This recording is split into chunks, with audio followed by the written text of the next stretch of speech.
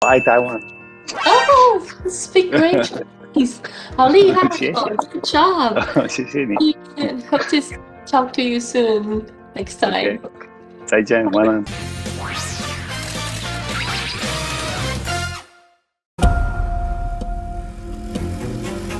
Dad, why are you doing this to us? Why is it such a big secret? Because we have a problem. Yay, hi, Justin. Well, Hey, Lisa, how are you? Good. How are you? Are you in Taiwan right now? Yes, I'm in Taiwan. And where are you? I'm in New York. Oh, wow. Well, this is very fascinating to me because I realized that you're actually the author of the novel's nephew. Mm-hmm. That's your uncle. Yeah. Is it a lot of people knowing that? I think people will start to know more and more about it, but I don't think a lot of people put two and two together, but I think they're about to once this comes out. Is that the reason this project draws to you? It's definitely one of the reasons why I was very keen to do it, because the book has obviously been in my life because of him for a very long time, but it didn't happen because of that. The producers of this had already started developing the book, be a TV show. Yeah, and then it just sort of came my way. It wasn't think that me and my uncle sort of came up with the idea to make it a TV show, but we didn't. Is it the story that you grew up with? I mean, maybe your uncle tell you a bedtime story about Mosquito Coast. No, it wasn't. I was very young when the book came out, so I didn't, and it's obviously not a really great story for young kids, but it's just one of those things that as soon as I was able to sort of read it, I read it, loved it very much. Some of my family members have certain traits of some of the characters, so I feel like I've known this story for a very, very long time. Right now, we need to go. They found us. We're gonna get somewhere safe. So long, America. Have a nice day. If the situation is the opposite in the reality, maybe someone tell you to go on the run or leave your life behind, would you do that? No, I wouldn't do that. but I have, I do love travel, and I've traveled extensively, so I do admire that part of the character, the sort of the desire to sort of like go and leave your home far behind. And been to Taiwan, I love Taiwan. I can relate to that part, sort of the wanderlust part of it, but not the roughing it part. Well, thank you so much, Justin. Sending lots of you. I love Taiwan. 我爱台湾。 Oh, speak great Chinese. 好厉害谢谢。哦 Good job. 谢谢你。 And hope to talk to you soon next time. Okay. 再见，晚安。 You know the kind of problem that you think, okay, first glance, that looks pretty bad. The kids could get hurt. They're not gonna get hurt. They're with us. Oh, that's what I'm worried about. Look at that amazing background. Wow. This is my office. Well, I can't believe it. I always wanted to interview you because I'm a big fan of horror and thriller genre.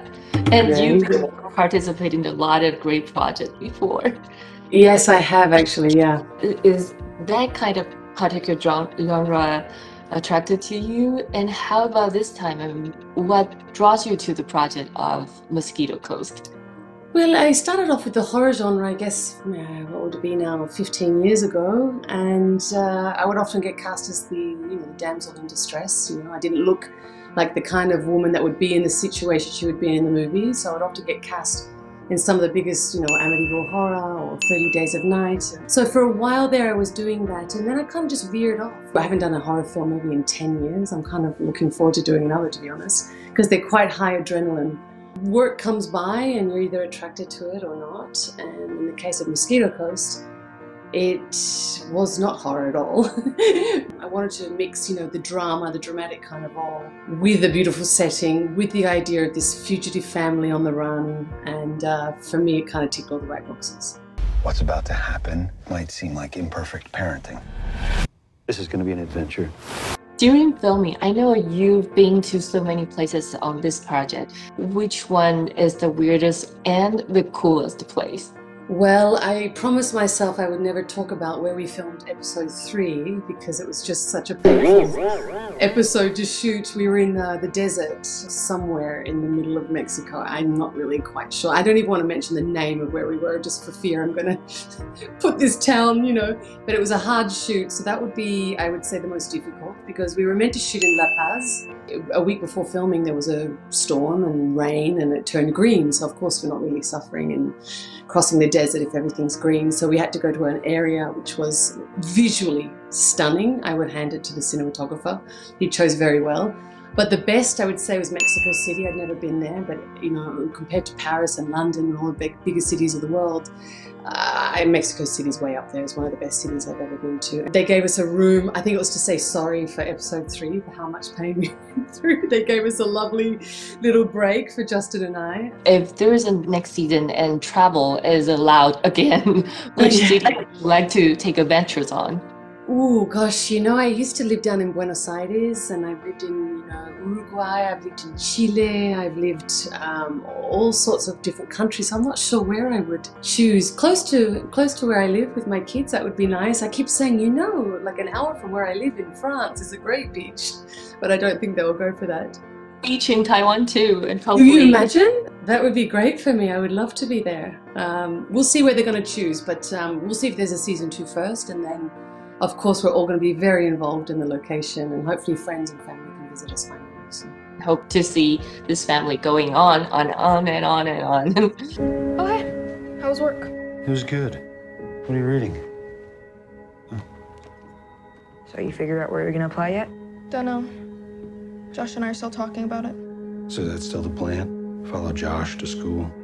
This film, I bet it's definitely a roller coaster for both of you since you've been filming in so many different locations. So which one is the wildest or the weirdest place? I would say the wildest, for me at least, was Mexicali. We filmed there for like a little over a month, I think, but we filmed pretty much entirely in the desert, which is something I've never done before. I promised myself I would never talk about where we filmed episode 3 because it was just such a painful episode to shoot. We were in the desert. Mexicali. We were in the desert. So that was definitely pretty wild. It really felt like we were going through the exact same thing. Well, pretty much the exact same thing that our characters were, minus, you know, being chased or anything like that. But that was definitely the wildest. I agree. I 100% agree. I think Mexicali was one of the places that, because we shot there for so long, there were just a lot of parallels that started to happen between us and the family in terms of just how hard it felt at times and the adversity we were facing just as actors because the environment was so different. For Dina, I mean, Logan's character, she's not allowed to having a cell phone. I mean, if in the real life, are you gonna fight for that? Yeah, I mean, I really love that she had no cell phone, and I kind of made it a habit to not have my phone on me when I was shooting or working. I didn't even want it around me because I feel like it was almost breaking the rules. Like I felt like the rules were so enforced with our parents in the show that I felt bad. It was funny how it embedded itself into my personal life. How about Gabriel? I mean, does the character relate to you at all? Yeah, I mean, actually when I first got the script, something that like really intrigued me that to be really fascinated with my character was how many weirdly accurate similarities I have with Charlie. Like Charlie is obviously raised super off the grid, and he's raised in Stockton, California.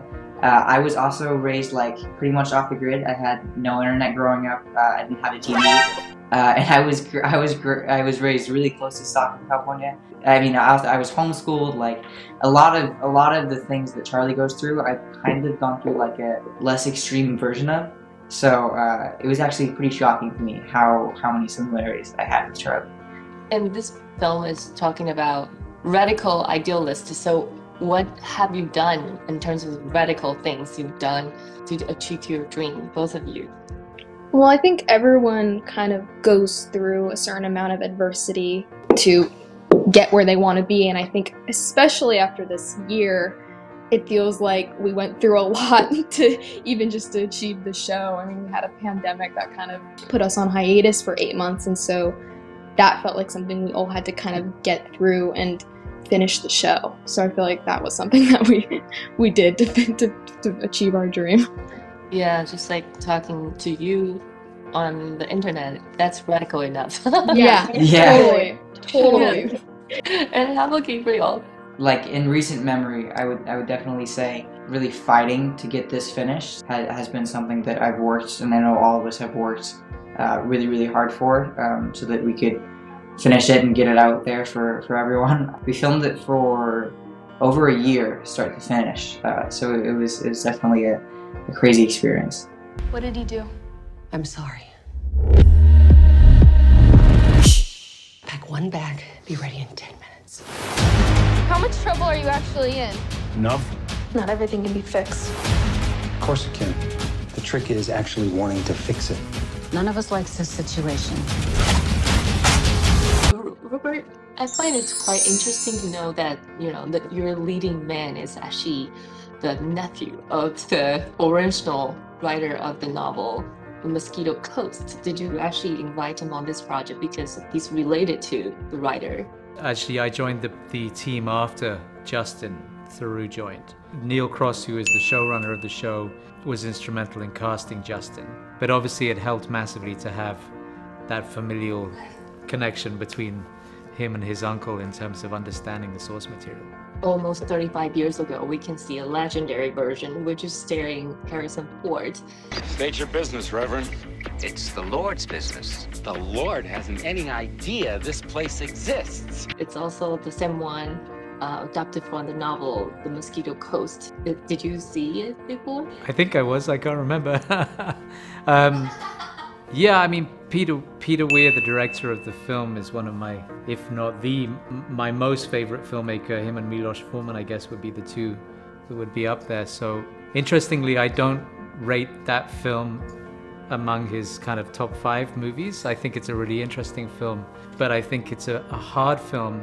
There are specific reasons why I think that character of Ali Fox, that is very faithful to the book in so many ways. He's a difficult man. He's a belligerent man. He's a bit of a misogynist. He's a bit of a, he's a patriarch in many ways. And we made a choice, very conscious choice, not to embrace that character for the TV show. We wanted to, in a way, go a different direction with a man with similar state of mind, but a more empathetic character. So we weren't looking to kind of remake the film or the book in many ways. We were looking to sort of try and find a different way in through specifically that character, but with very much the same world.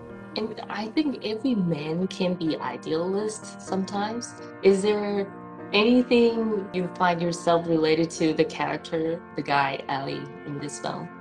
I guess the nature of what I do, the nature of our business is idealism in itself. But yeah, I mean, for sure, I think to be a dreamer, to be somebody that believes that you can achieve anything is a remarkable gift. But it can also lead to tragedy, it can lead to insanity, it can lead to a lot of conflict in your life. But it's what keeps pushing us forward, I guess, doesn't it? It keeps evolving us. So he's a fascinating character to explore in that sense. Leslie, can you say the best reason for people to watch this film, the new version of Mosquito Coast? For me, I can only speak for myself, of course, but I would say that the thing that appeals to me the most about this show is it's an adventure story. And I think it takes us on the road, it takes us out into the world, and it's through the eyes of characters that have not really experienced that. These two young kids who've never really left the confines of their family and now thrown out into, the deserts of Mexico and ultimately on this incredible fish out of water journey. So it's a really, I think, appealing show to be watching at this particular moment in time. This is going to be an adventure. I'm scared. Absolutely. If it didn't feel that way, it wouldn't be an adventure. We need to go. Come on.